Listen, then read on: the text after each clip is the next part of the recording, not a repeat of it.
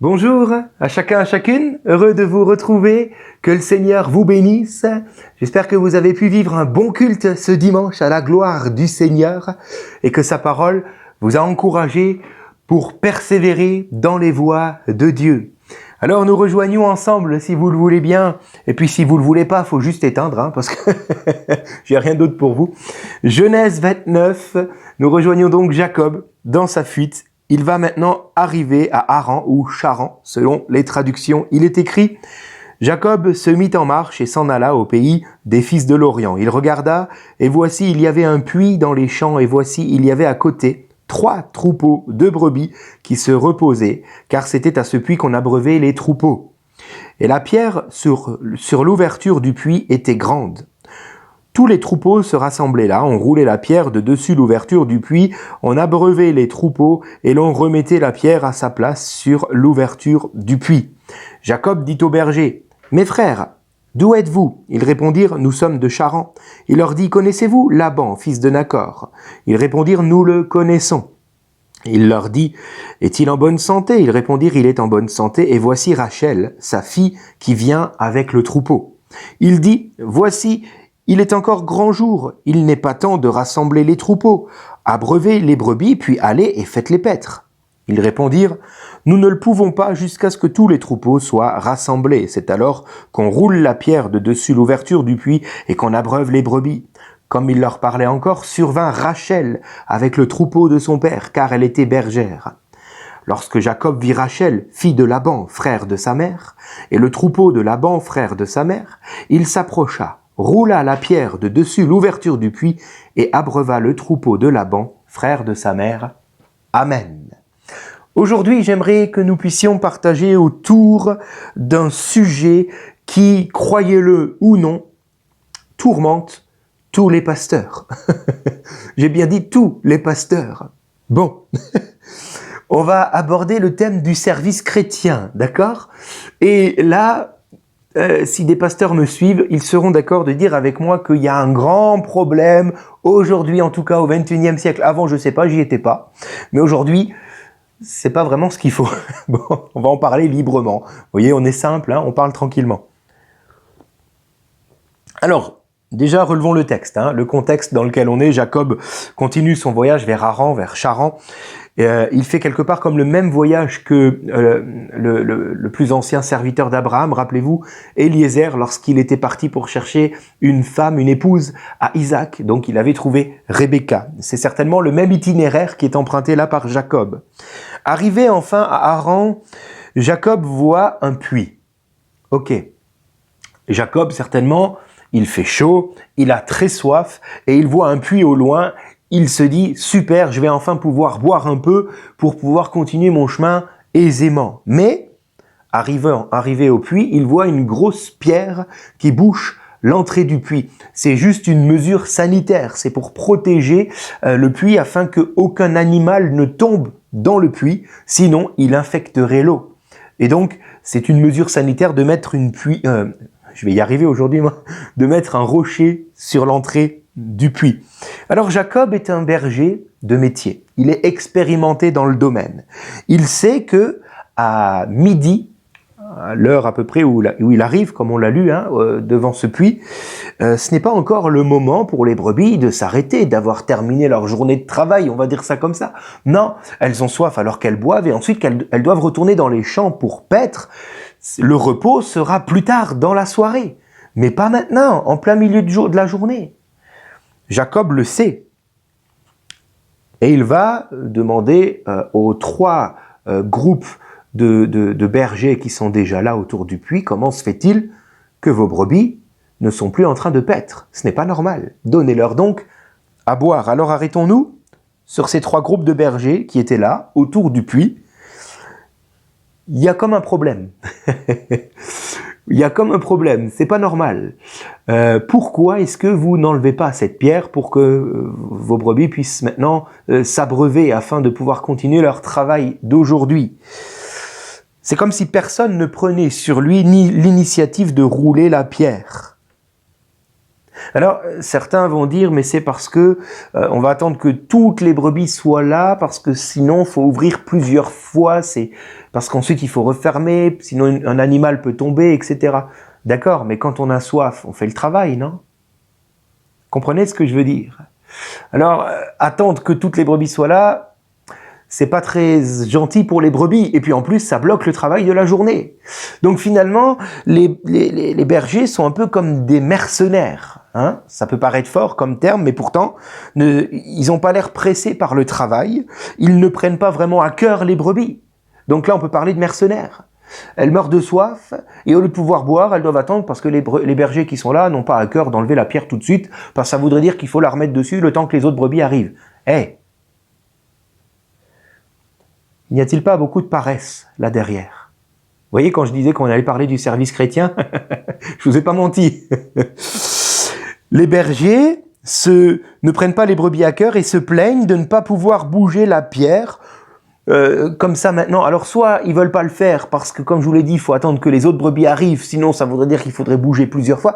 Ou alors plutôt, c'est ce que la plupart des commentaires disent, ou alors ils ne peuvent pas bouger la pierre parce qu'il faut être plus de bras encore que 3 bergers là, minimum, puisqu'il y a 3 troupeaux.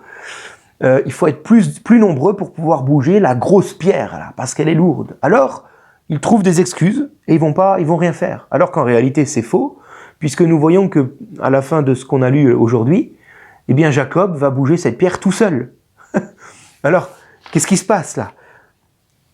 Moi, j'imagine facilement ces bergers, là, autour du puits, avec leur café, vous voyez.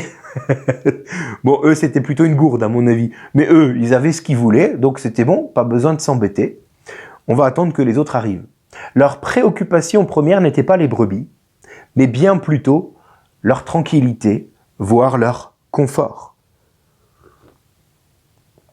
En ce qui concerne le service chrétien, il en va de même. Le paresseux cherche toujours quelqu'un d'autre pour faire son travail. Ou alors il trouvera des excuses pour ne pas le faire maintenant, en disant ça sert à rien, après il faudra que je refasse. Comprenez? Ça c'est le paresseux. S'il voit le travail à accomplir, il va se trouver des excuses. Mais la plupart du temps, il aura un tel aveuglement qu'il ne verra même pas le travail à accomplir. Et là, c'est presque étonnant pour ceux qui sont à côté et qui sont spectateurs d'un tel spectacle. Ils se disent, mais qu'est-ce qui se passe? Oui, vous verrez facilement qui a un vrai fardeau pour le service. C'est celui qui s'inquiète de voir le travail accompli. Les autres, bon, ils vont peut-être venir quand tout est fait, pour ajouter leur petite touche finale à eux. Vous comprenez? Mais ceux qui ont le fardeau du service n'auront de repos que lorsque la tâche sera terminée. Et ils vont se hâter de l'accomplir. Les bergers vont répondre à Jacob quand il dira « Mais pourquoi vous donnez pas à boire aux brebis maintenant? C'est pas le moment pour elles de se reposer encore. » Ils diront « Nous ne pouvons pas bouger cette pierre. Nous ne pouvons pas. » Mais c'est pas vrai, puisque nous l'avons lu, Jacob va le faire tout seul. Mais n'en est-il pas de même pour nous? Combien de fois nous répondons à notre pasteur, ou qui est le berger, ou au Seigneur directement en disant « Désolé Seigneur, je ne peux pas. » Non pas que cela dépasse nos capacités, car Dieu ou le pasteur, j'ose le croire, ne nous demandera jamais quelque chose qui n'est pas dans nos cordes, mais bien plutôt, nous répondons « nous ne pouvons pas » parce que nous sommes prisonniers de nos schémas, de nos conditions. Comprenez ce que je veux dire?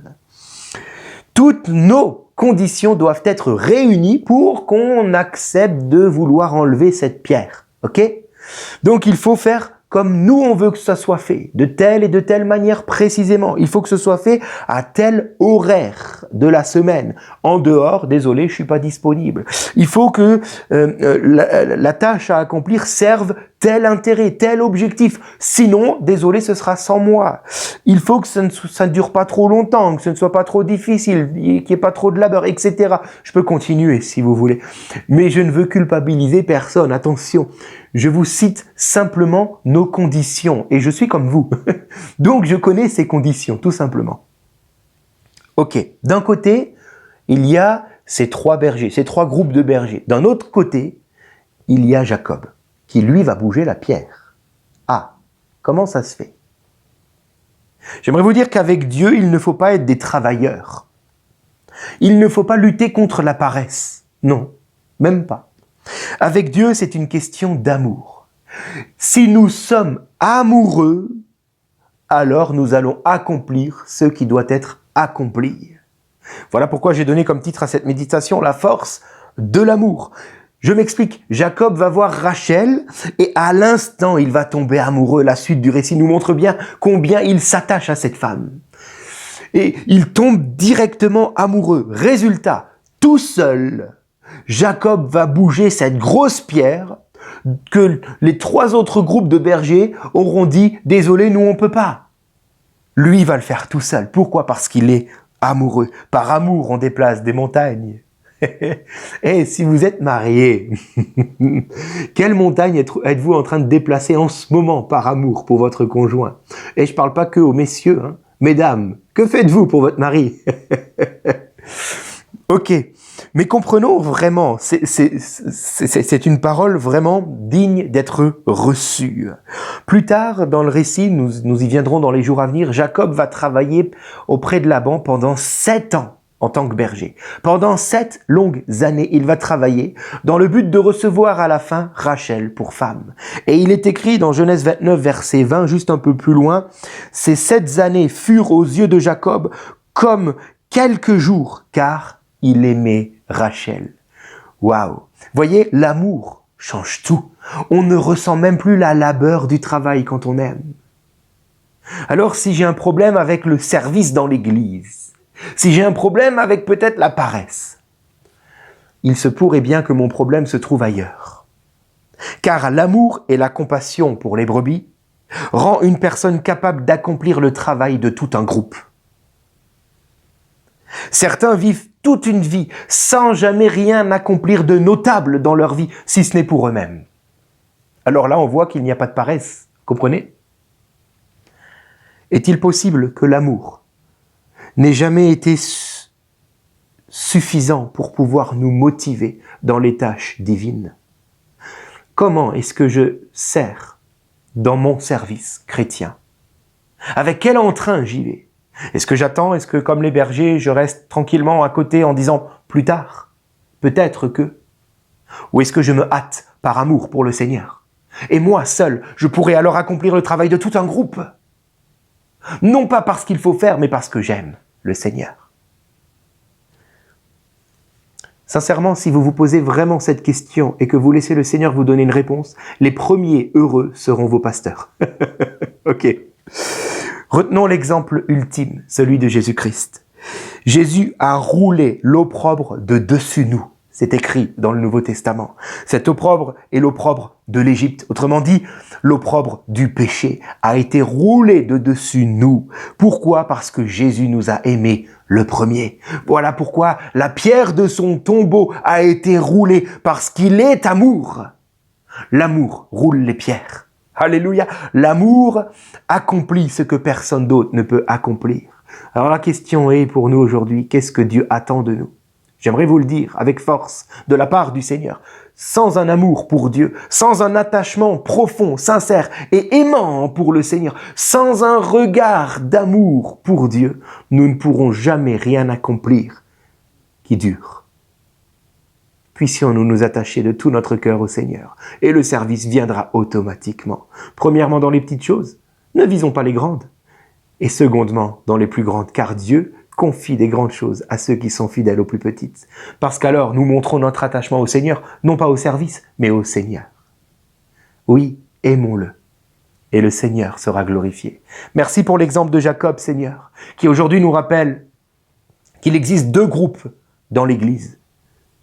J'ose dire comme ça, sans vouloir froisser qui que ce soit. Il existe les paresseux et il existe les amoureux.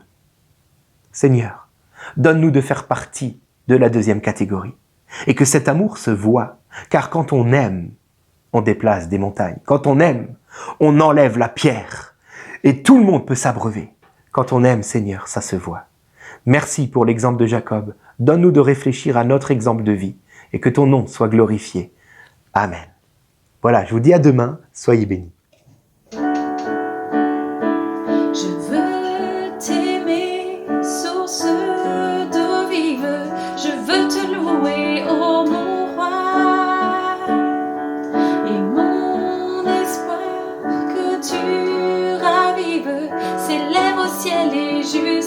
toi. Je veux t'aimer, mon Dieu, mon Père. Je veux t'adorer, ô Seigneur. Je veux t'aimer, Jésus, mon frère. Je veux t'aimer de tout mon cœur. Je veux t'aimer, ami fidèle. Je veux répondre à tes bienfaits. Écouter ta voix qui m'appelle et ne t'abandonner, non, jamais. Je veux t'aimer, mon Dieu, mon Père. Je veux t'adorer, ô Seigneur. Je veux t'aimer.